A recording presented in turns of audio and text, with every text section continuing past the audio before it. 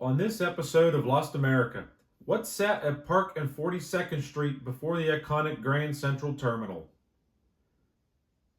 If you have ever visited New York, one of the most awe-inspiring tourist attractions is Grand Central Terminal. Completed in 1913, it is dwarfed by its surrounding buildings, but the boat arch structure feels huge and you are drawn to admire every little detail of the stone facade.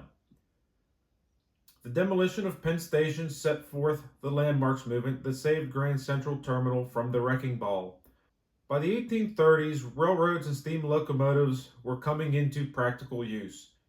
New York soon had multiple train companies running service into the city.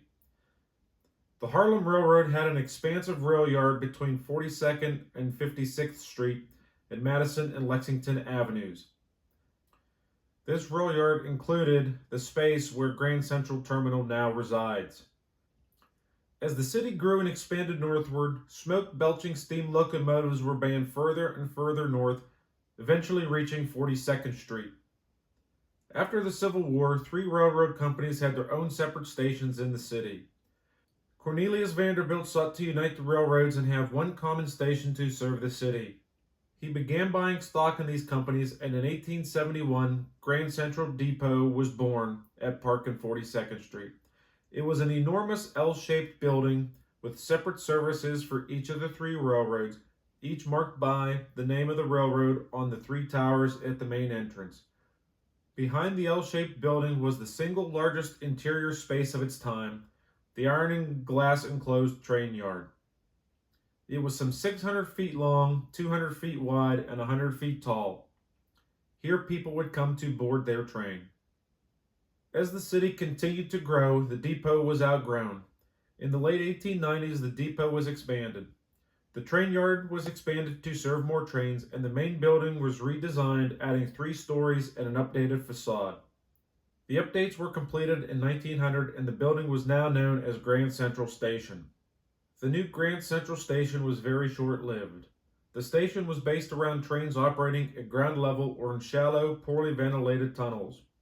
With the ever-increasing amount of trains, disaster was inevitable. It was not uncommon for people to be killed by trains at street level. In 1903, a train collision from poor visibility due to smoke from the locomotives killed 15 and injured many more. This disaster pushed lawmakers to ban the use of steam locomotives south of the Harlem River. By the turn of the century, however, electric locomotives had become a viable alternative. Without the smoke belching of the steam locomotive, electric locomotives could be run in underground tunnels and underground stations.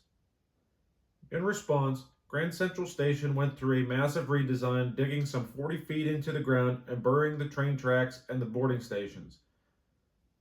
Above ground was built the iconic Grand Central Terminal that we see today, a symbol of the railroads as a titan of America and how they were the lifeblood of the economy.